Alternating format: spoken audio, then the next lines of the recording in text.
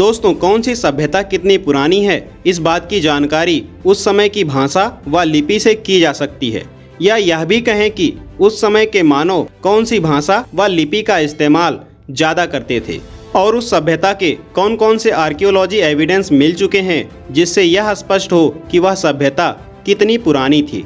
आज एक ऐसे ही भाषा के बारे में हम बात करने वाले हैं जिसके ना तो जन्म का सही समय मालूम है और ना ही स्थान का, फिर भी उस भाषा को लाखों वर्ष पूर्व का बताया जाता है और उस भाषा का नाम है संस्कृत। इसलिए दोस्तों, आज हम बात करने वाले हैं संस्कृत भाषा के इतिहास के बारे में कि आखिर में इस संस्कृत भाषा का जन्म कब और कैसे हुआ। तो आइए शुरुआत करते हैं।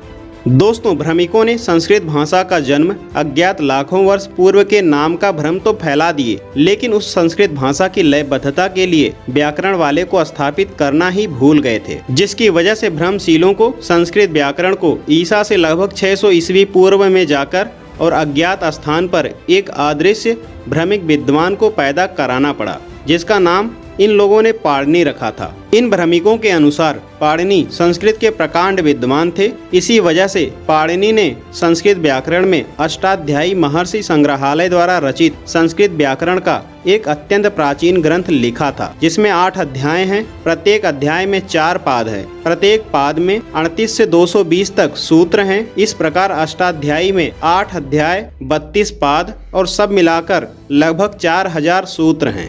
लेकिन पाणिनि द्वारा लिखा हुआ वह अष्टाध्यायी संस्कृत व्याकरण ग्रंथ आज तक किसी खुदाई से नहीं मिला है। पता नहीं भ्रमिकों को कौन से सूक्ष्मदर्शी यंत्र से पाणिनि द्वारा लिखित अष्टाध्यायी पुस्तक दिख गई और उस पुस्तक के अंदर की लिखी हुई ज्ञान की जानकारी मिल गई। मध्य प्रदेश के सतना जिला में भरहुत स्थान से एक शिलापट मिला है, जिसको देखकर भ्रमशीलों द्वारा आज पाणिनि को स्थापित किया जा रहा है। इसे आप लोगों के बीच रख रहा हूँ, आप लोग इस शिलापट को गौर से देखें। सही में अगर यह पाणिनि का शिलापट है तो यह अपने शिलापट में धम्मलिपि यौ मझ के बाद कुछ शब्द क्यों लिखा है? या तो यह पाणिनि नहीं है या अभी तक पाणिनि के नाम पर चली भाषा को संस्कृत बनाकर लोगों को झांसा दिया जा रहा है। सबसे बड़ी बात यह कि आज तक भ्रमवादियों को पाणिनि का जन्म स्थान और जन्म समय की जानकारी नहीं है, फिर भी सभी लोगों के बीच पाणिनि और उसके द्वारा विकसित संस्कृति का होना बताते रहते हैं।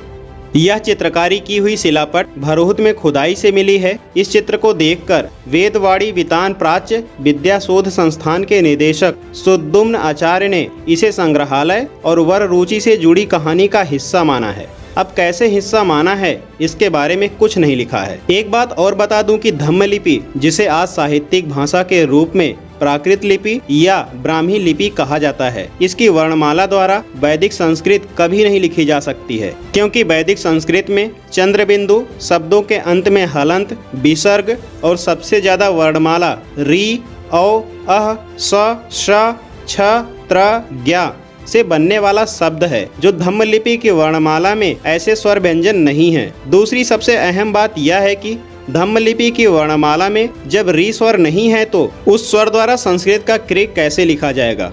स्क्रीन पर धम्मलिपि लिखा हुआ पूरा अभिलेख रख रहा हूँ। इसको देखकर कोई बताए कि चंद्र बिंदु, हलंत, विसर्ग और री का उपयोग कहाँ हुआ है। साथियों, बहुत ही जबरदस्त भ्रम का पुलिंदा बनाया गया है, क्योंकि सच बात तो यह है कि धम्मलिपि की वर्णमाला द्वारा कभी भी वैदिक भाषा या पुराण की भाषा संस्कृत का लेखन या वाचन नहीं हो सकता है।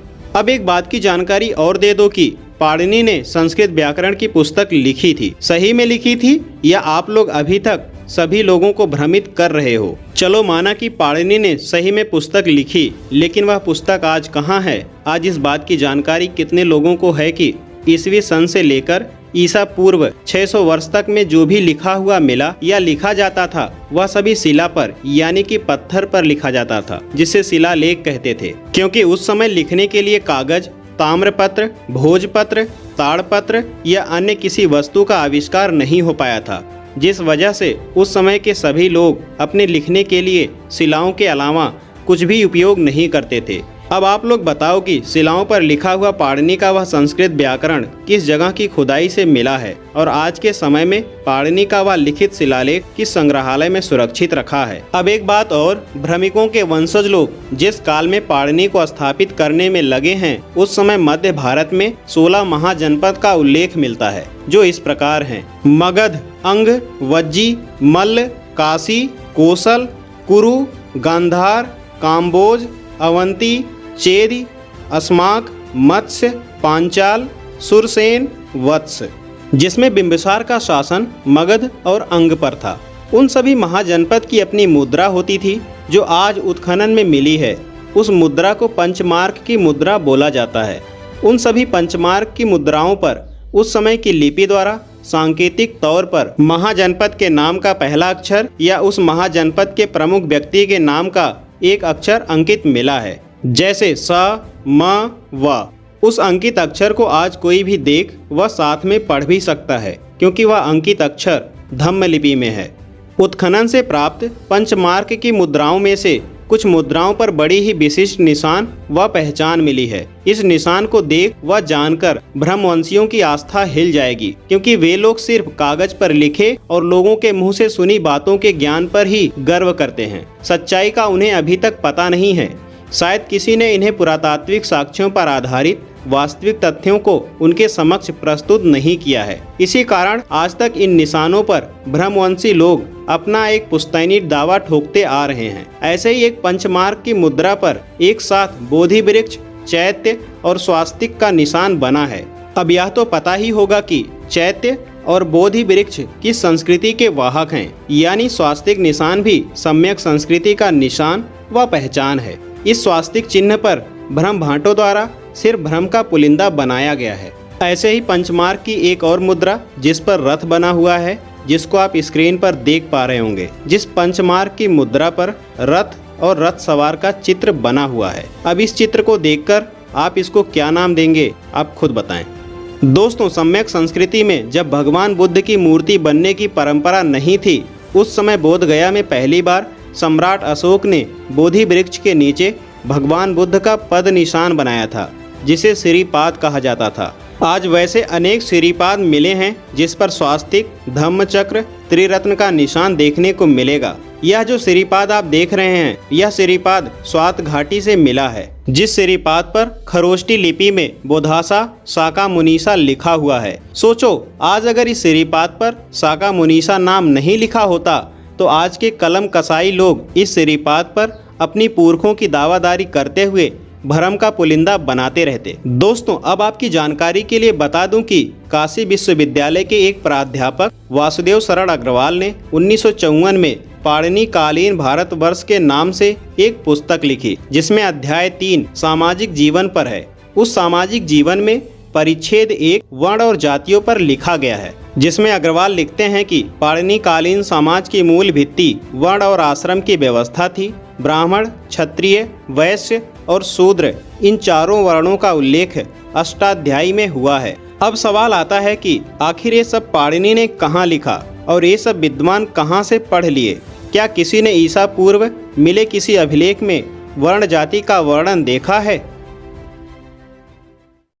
सम्राट हर्यक वंश के बाद सम्राट नागवंश, सम्राट नंदवंश और सम्राट मौर्य वंश का शासन आता है। मौर्य वंश के संस्थापक में महान चंद्रगुप्त मौर्य का नाम बड़े ही आदर के साथ लिया जाता है, क्योंकि इनकी वीरता के आगे देसी तो देसी, विदेशी सूरमा भोपाली भी पानी पीते थे। इस देश के इतिहास में यह भूतो न भविष्यतो वाली घटना है। अभी तक आपने अपने देश के अंदर किताबों में वर्णित एक से एक कागजी सूरमा भोपाली गीदड़ छाप शेर शासक को पढ़े होंगे, लेकिन किसी ने भी विश्व विजेता को पराजित नहीं किया है। उल्टे इन कागजी सूरमा भोपालियों को समय समय पर हार का मुंह देखना पड़ता था। वो अलग बात है कि किताबों में कोई कितना भी गाल बजाते हुए अपना बखान कर ले, लेकिन सच्चाई को कोई छिपा नहीं सकता। आज देश के अंदर वीरता पर 2 प्रकार की जानकारी प्रचारित है, जिसमें पहली जानकारी भीम की लाठी या 400 किलो का कवच कुंडल बोलकर बहादुरी का बखान किया जाता है, तो वहीं दूसरी तरफ वीरता की जानकारी चंद्रगुप्त मौर्य की वीरता की दी जाती है। लेकिन दोस्तों, अब इस दोनों जानकारियों में बहुत ही बड़ा फासला है। वीरता की पहली कहानी सिर्फ देश के अंदर के लोगों को बताई जाती है, तो वहीं वीरता की दूसरी कहानी देश विदेश में सभी लोगों को बताई जाती है। इसका कारण तो आप लोग समझ ही गए होंगे, या फिर इस पर भी कुछ बताना होगा। दरअसल बात यह है कि भारत में हर जानकारी को देशी और विदेशी के लिए अलग अलग बनाकर रखा गया है। जैसे भारतीय लोगों के लिए बनी पुस्तकों में आदर्श पुरुष का चयन भ्रमिकों की कथा कहानी वाले पात्रों से किया जाता है। अब वही भारतीय पुस्तकें जब विदेशों में जाती हैं और वहाँ के लोग इन पुस्तकों के माध्यम से भारतीय आदर्श पुरुष की जानकारी प्राप्त करते हैं, तो ऐसी पुस्तकों में आदर्श पुरुष का चयन पुरातात्विक रूप से प्रमाणित भगवान बुद्ध और भगवान महावीर को किया जाता है। ठीक इसी प्रकार चंद्रगुप्त मौर्य और सेलुकस का सारा घटना चक्र उत्खनन द्वारा पुरातात्विक विभाग से अभी प्रमाणित है। साथ ही इन सभी घटनाओं का वर्णन यूनानी लेखकों द्वारा यूनानी भाषा में लिखित है, उसको भी अंग्रेजी अनुवाद करते हुए प्रमाणित किया गया है।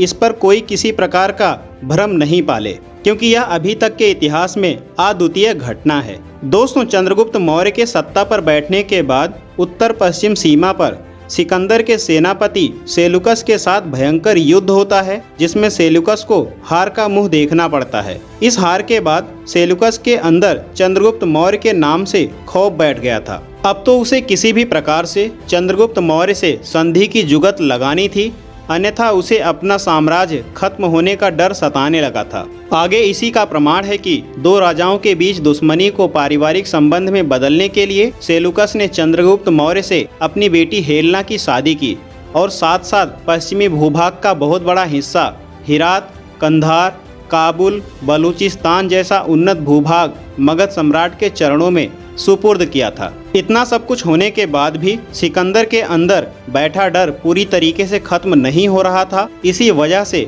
उसने इतना होने के बाद भी अपने एक यूनानी विद्वान मेगास्थनीज को शांति दूत के रूप में मौर्य दरबार में भेजा था, ताकि आगे किसी प्रकार की कोई परेशानी न हो। दोस्तों, आज की इस वीडियो में हमने जाना संस्कृत भाषा की उत्पत्ति के बारे में, जिसका अभी तक कोई भी एविडेंस सामने नहीं आया है, क्योंकि 10वीं सदी से पहले जितने भी शिलालेख मिले हैं वो सभी के सभी धम्म लिपि में लिखे हुए मिले थे, जबकि पुरातात्विक विभाग को संस्कृत भाषा का कोई भी शिलालेख अभी तक नहीं मिला है। क्या ख्याल है आपका? कमेंट बॉक्स में अपनी राय हमें जरूर दें और आगे भी इसी तरह की इन्फॉर्मेटिव वीडियो के लिए लाइक, शेयर एंड सब्सक्राइब करना बिल्कुल ना भूलें। Thank you.